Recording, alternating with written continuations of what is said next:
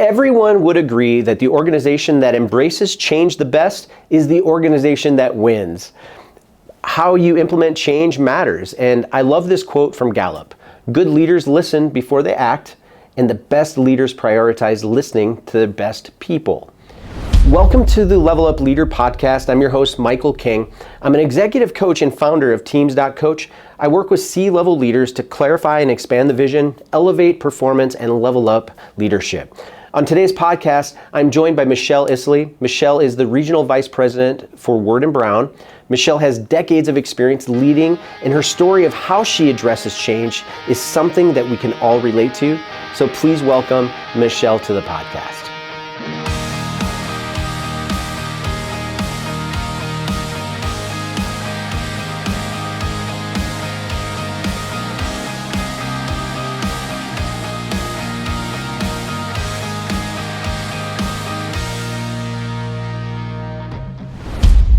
All right. Thank you for joining the Level Up Leader podcast. Michele, it is so great to have you on the show. How's everything going for you today? It's great. Thank you. How about you? It's going great. It's going great. We've spent a few minutes just kind of talking through, just getting to know each other just a little bit and kind of hearing about what you're doing at your company, and also hearing just the scope of what you do as a leader. So thank you for making time to be able to get to know me a little bit and also spend some time on this podcast. So we have, with the whole point of the Level Up Leader podcast is really for us to be able to get to leaders that are actually in the field working and leading teams and figuring out ways that they can level up leadership themselves, because we all know that leadership kind of starts with you first and foremost, and then somehow it transitions out and it actually starts to affect the environments in which you lead in. You've taken on some new responsibilities. Can you tell me a little bit about what you're currently doing in leadership? Of course. So I am in the same industry and career that I've been in for over 20 years. I started out in the employee benefits business right out of college. I was an eager, I had almost graduated. I had maybe 3 or 4 weeks left before I was graduating, and I was recruited to go to work for an insurance company and became a group rep for them, and then eventually ended up in the general agency space, which for any of you who understand insurance terms, even those who don't, what we do is we're basically an aggregator of group insurance products for employer groups. And so we offer a different source of distribution outside of the direct carriers themselves. And we like to say that we do it a lot more efficiently. We provide more services and so on and so forth. And there's a lot more that goes into that. But I have been a sales rep in that space, or had been for the better part of 20 years, just over 20 years. And I always had a natural desire to go into leadership. I think it's kind of, it's in my DNA. I've just kind of always been that person who hasn't ever been afraid to go first, if you will. And I've always looked at leadership as really that's just it, right? It's really just someone who's willing to go out in the front and set an example and have others join along the way. And so the role that I'm in right now is a formal leadership position. I actually took a different form of the role that I'm in now when I first came to work for the company that I work for. And I was promoted within the course of a year. And I think a lot of it has a lot of factors that played into that, but I think a lot of it and the success that I've had just comes from years of observing what worked and what didn't work, and specifically just in my own experience, right? I mean, I think there's a lot of, I know that there's a lot of humanity in leadership, right? It doesn't just come down to dictating what people should and shouldn't be doing or talking at anyone. It's really just relating to people as people and seeing them as individuals. And so what I do now gives me the opportunity to do that and be their biggest coach, their most, true source of feedback when that's needed. I don't know if that's the right way to say it. But I get the opportunity to help people see things that they may not see in themselves, and encourage them to do what they need to do to accomplish whatever goals they're looking to accomplish. And that transcends outside of just their professional goals. It's really all encompassing for me. And that's what I love about what I do. Yeah, I love that too. I love that you're in a field where you're quickly recognizing that humanity is a really big part of leadership, and that you can't really consider yourself a leader unless your life is impacting other people, and that you've taken responsibility to shine in those spaces, and also want the best things for those people that are kind of in your wake and in your circle. So I love that. I love that you're getting the opportunity to be able to experience this, the great humanity of it too, is that understanding that these are relationships. How you shine and how you bring out the best in people is, people have to want to know that you actually do want the best in them and from them. But also at the same time is that by you leaning into that space, you get to create an opportunity for people to be able to know that they're trusted and also learn how to trust again. I think those are really big deals when it comes to, especially when you're talking about transitional leadership. Tell me a little bit about, now you've been in the industry for, a couple of decades, in some sort of way, shape, or form. And now you're leading in a completely different capacity. You're actually the vice president of Word and Brown. It's a regional VP role. Is that correct? Yes, that's correct. Yeah, see, and that's a completely different animal as well, but different level of responsibility. What are some hacks that you have, or some leadership practices that you currently put into play, in which are really big value points for you? Oh gosh, I mean, most of what I think is the compass for me is really just what I learned over the course of 20 years, what worked and what didn't work. And what I always approach my team with is, I'm super into collaboration, and I'm a gatherer of information. And so if I'm looking to make a decision, or if I'm looking to implement a directive or a change, I'm always looking for input. And I'm never the one who's resolute in my way is the right way. I want everyone to have a voice, and I really don't care what position they're in. They could be the most tenured person on our team, and I would take feedback from someone who's the newest person on our team if it's something that's going to serve us better, or improve a process, or help us drive a better outcome. I really want everyone to feel like they're equally invested, and I feel like that's what really gives us the opportunity to not only win, but the beauty is in everything that happens to get to that point, right? Because we all come together and everyone feels important. Mm-hmm. Everyone feels heard. Being heard is a really big thing for me. I think I struggled with that for a long time in my own experience. And so I want everybody to have a voice. And sometimes, as you know, I'm still learning this. Sometimes you really don't. Sometimes the voices you hear aren't necessarily the ones you want, right? But that's part of it. That's just part of the job, and that's what helps you evolve in leadership. But I feel like that collaborative aspect of it, and using my framework within that has really helped us to accomplish a lot of things that I think are really important. I think it's brilliant that you have the insight to be able to feel that and to be able to sense that. I'm a big proponent of the idea that our identity really gets wrapped up in maybe some of the top 5 loudest voices that are actually in our life. So my identity, and starts who I am. It's like, I want to make sure that I choose those voices wisely, just as a leader. Because if that's going to be something in which ends up kind of determining, the type of impact I'm going to have in my organization, and also in the lives of the people that I lead, I want to make sure that my voices are legit, that I've taken some time to really, to drill down on that. So good for you. I think that's really good.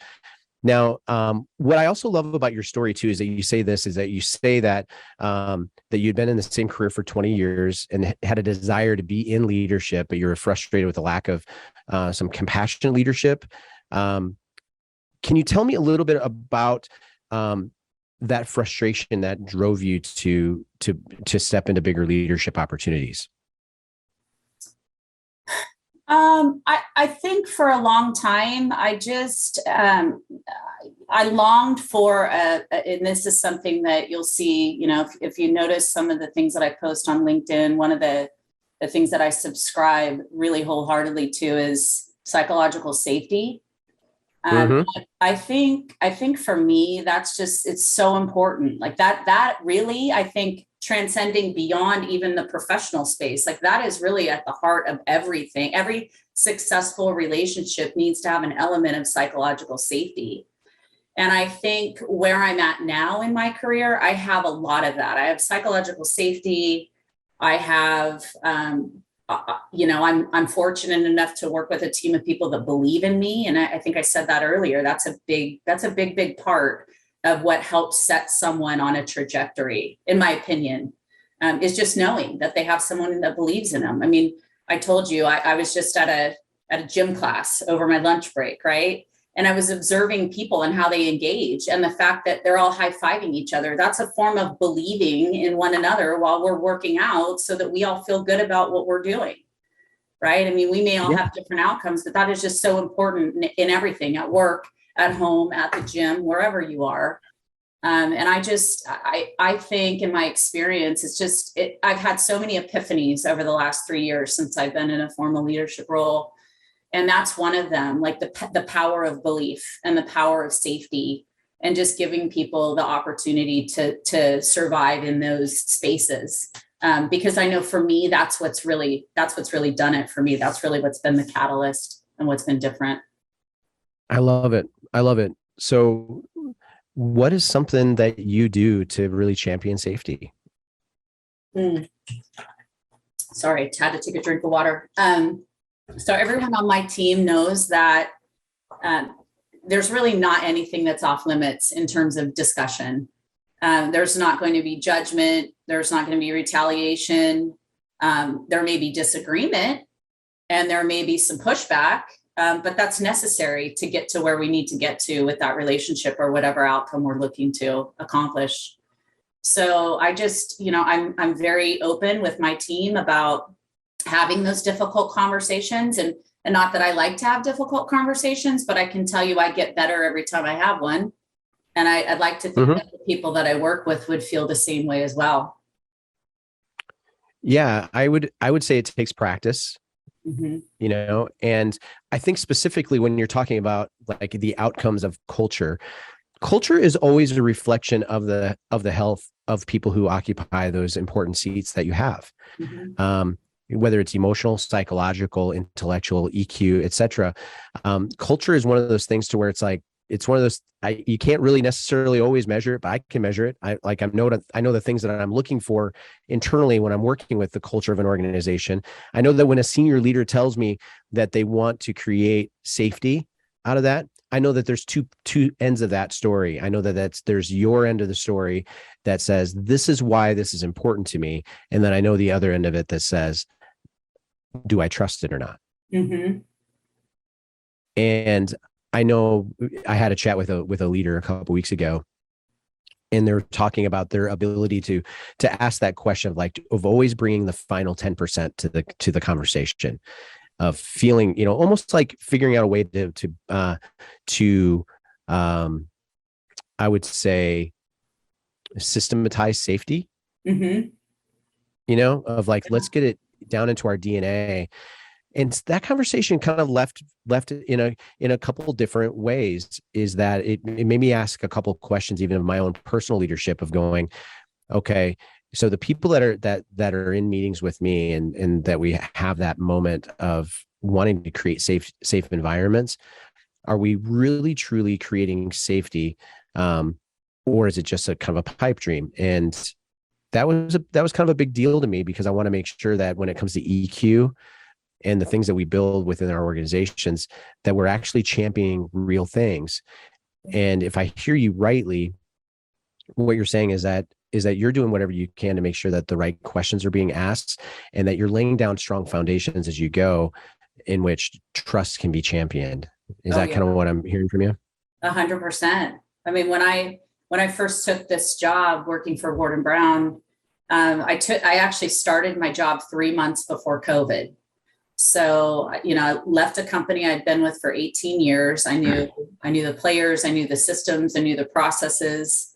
Brand new organization, a lot to learn. And all of a sudden, 3 months onto the job, we pivot to a virtual environment. So I'm leading a brand new team. Yeah, half of which were they were in the door maybe a month or two before I was.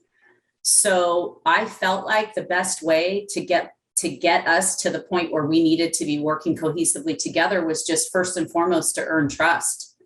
So I worked really hard for definitely the first year. I continue to do that every day, right? It's part of the role that I have, but that was my top priority, was just to know that anyone that was working on my team could trust me as their leader, and know that, and I'll still say this, you can ask anybody on the team that works for me, that even if there's a mistake that's made, it's not going to be a situation where they're going to have to experience retaliation for it. All I ask is that we learn from our mistakes and that we're better for it as we move forward. Yeah. And the goal, there's a selfish outcome that I'm trying to drive out of that. And it's really just to empower people, because without that fear of retaliation, I have found in my experience, it makes it hard for employees in the conventional sense to want to take that next step and speak out and make decisions on their own, because they're fearful. And there's nothing that will kill the culture and the collaboration of a team than fear. Like nothing worse, in my opinion. 100%. And, and it's, when it comes to the overall value of what a team member actually brings to the table, you have a couple of things that are high value things that you want to make sure that exist on your teams. You want to make sure that your bandwidth and the people that are surrounding you, that their bandwidth is actually taken up by things that truly do matter. Right. It's so easy for you to get tricked. And to the next thing you know, you're spending your time and your resources and your vision on something that truly isn't your true north. It's just not something that you should be spending your time on. But that second thing of like making sure that you have equitable trust within your organization, that there's something that has been so significant that you've locked in as far as like, this is what we're about. And we've created environments where our leaders can flourish, and we're really building the right things here. That's so huge. And you're doing a great job with that. I love that you here early on with Inward and Brown, you've taken upon yourself to really recognize these are the things that are important for me. And this is what I want to start building on to make sure that we move forward to better places. So good for you. That's really, you're a brilliant thinker on that. Just kind of closing out in this. And I think I want to get you on again later in talking about just the power of trust within an organization, because I'd love to be able to have your take on that. So maybe that's something to consider down the road if you'd ever want to do that with me. But what's something that maybe just to kind of close us out, what's a final thought as far as maybe something that you're struggling with internally within your organization, or something that is like a final thought you want to leave us with? Struggling. I can't think of anything off the top of my head right now, but I will say that, I'm truly grateful, because I feel like I've finally been given the opportunity to work with people. And I have a few people on my team that come to mind who have really just embraced my style of leadership and are running with it. And I think that it just reminds me of one of the things that my husband and I had talked about when I was considering this opportunity that really resonated with me. And I think this is so important for people that are considering a role in leadership that really want to have a bigger impact. He said to me, if you think about it, aside from, all of the other factors, you have the opportunity to leave your fingerprints on something that will far outlive you.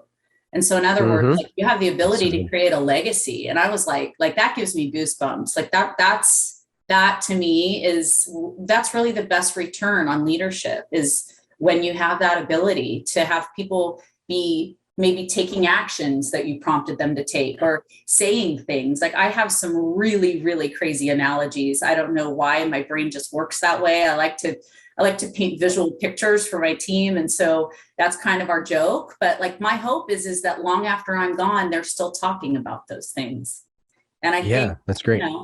we have titles and we get paychecks and all this great stuff. I'm not complaining, but for me, that's really the best return on the role that I have. And I feel blessed that I have this God-given, quality that I love that. I love to be out front, and I love to be that person who can get people to, jump in the bus and join me. I think that's where the magic is.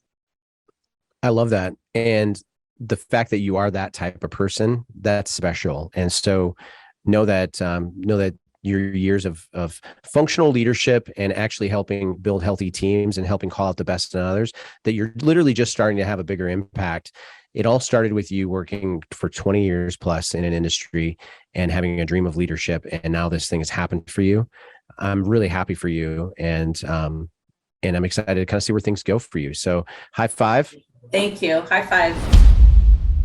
So thank you for joining us today on the Level Up Leader podcast. If you enjoyed this episode, consider reviewing us on Apple, Spotify, YouTube, or wherever you get your podcasts. It helps to get the word out, and make sure to like, subscribe, and to follow so you get all of our content. Michele wants to leave a legacy. She admits that she has always been interested in making a bigger impact and having an official leadership role or title. But the opportunities only came with an official title just right now. Michele is a great example of how you don't need a leadership title to make a difference. She has learned that keeping everyone in the loop and listening to people that have gone before her are great practices when it comes to making meaningful change. We can all learn from that. A special thank you to our featured artists, Names Without Numbers, for allowing us to use their music. We decided we wanted to feature only music that I've actually produced in the studio. So thank you so much, guys. I love that we get to do this together. To find out more about everything that we're up to, check us out at www.Teams.Coach, and don't forget to like our Facebook group, Teams.Coach/Level Up Leaders.